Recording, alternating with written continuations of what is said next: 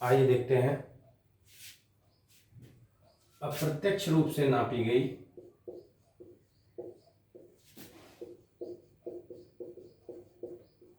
भौतिक राशि में त्रुटि कितनी है, कैसे निकालते हैं। नापी गई भौतिक राशि में प्रतिशत त्रुटि।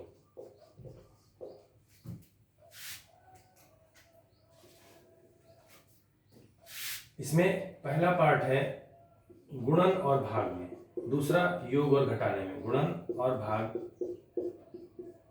के केस में प्रतिशत त्रुटि कैसे निकालते हैं।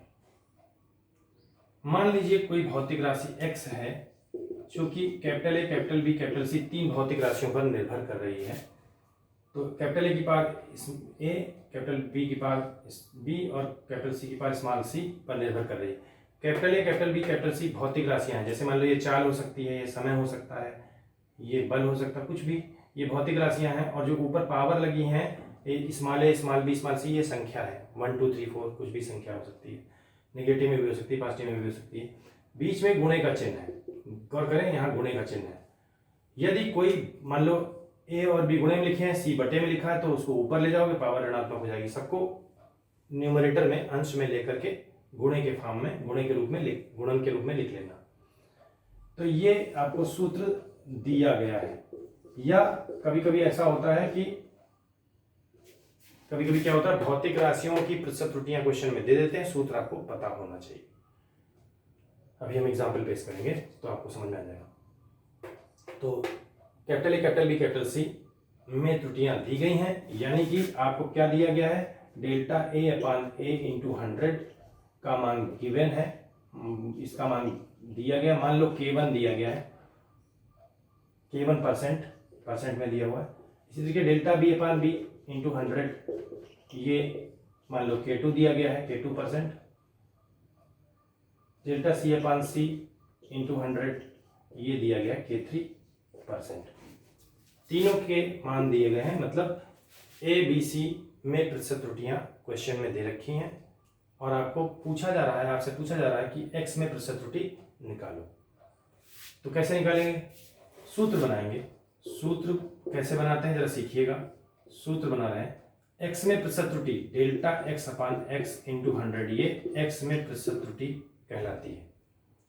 तो x में प्रतिशत त्रुटि का सूत्र बना रहे हैं, इज इक्वल टू क्या लिख रहे हैं, a में प्रतिशत त्रुटि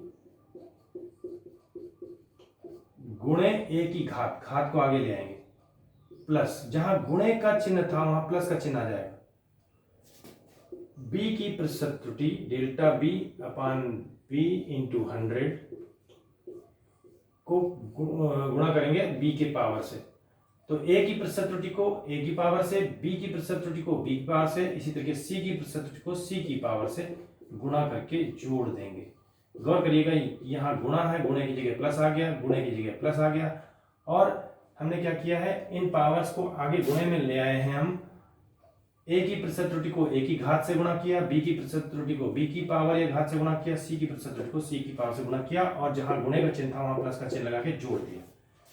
क्लियर, ये सूत्र बन गया। अब इस सूत्र का इस्तेमाल करेंगे हम न्यूमेरिकल में। ये सूत्र कैसे आया है ये हम बाद में नेक्स्ट वीडियो में एक्सप्लेन कर देंगे। फिलहाल आप सूत्र बनाना ऐसे सीख लीजिए। अब मैं एग्जाम्पल दे रहा हूं तो आपको समझ में आ जाएगा। मान लीजिए क्वेश्चन में दिया गया है, गोले की त्रिज्या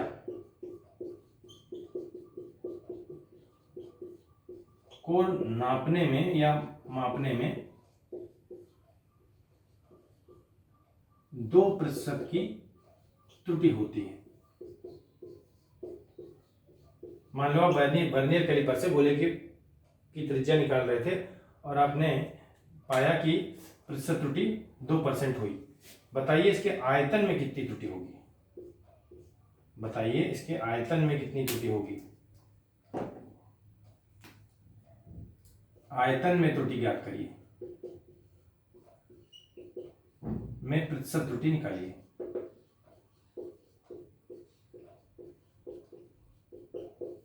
तो आयतन में प्रतिशत त्रुटि निकालनी है हमें, तो सबसे पहले आयतन का सूत्र लिखेंगे। गोले के आयतन का सूत्र आपको पता होगा, हाई स्कूल में आपने पढ़ा है, 4 पाई बाई 3 आर क्यूब, गोले का आयतन यही होता ना, तो 4π/3 आर क्यूब गोले का आयतन है। त्रिज्या में प्रतिशत त्रुटि हुई है 2%, यानी कि क्वेश्चन में दिया गया है delta R by R into 100 का मान 2% दिया गया है, ये गिवन है। और हमें निकालना क्या है, आयतन में प्रतिशत त्रुटि, यानी कि हमें निकालना है delta V upon V into 100 का मान निकालना है। आयतन में प्रतिशत त्रुटि निकालनी है और गोले के त्रिज्या में प्रतिशत त्रुटि दी गई है। तो चलिए देखते हैं, सूत्र बनाते हैं इसी आधार पे, जो मैंने सिखाया इसी आधार पे सूत्र बनाइए। सूत्र बना रहे हैं, तो सूत्र बन रहा है, सूत्र बन रहा है delta V upon V into 100 आयतन में प्रतिशत त्रुटि, delta V upon V into 100 is equal to, गौर करिएगा ये प्रोपोर्शनलिटी कांस्टेंट है 4π/3। कांस्टेंट चीज की वैल्यू बिल्कुल नियत कांस्टेंट उसे कहते हैं जिसकी वैल्यू स्थिर और नियत हो।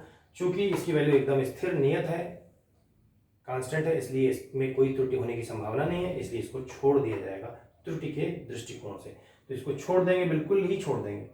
तो फार्मूला क्या बना, अब एक ही पद है r की पावर 3, r की पावर 3 में 3 को आगे लाओ और r में प्रतिशत त्रुटि लिख दो, बन गया सूत्र। ये देखिए सूत्र बन गया। अब आप देखिए ध्यान से, r में प्रतिशत त्रुटि 2% दी गई है, तो यहां लिखा मैंने 2% और गुणा कर दिया 3 से, तो 3 इंटू 2 कितना होता है 6।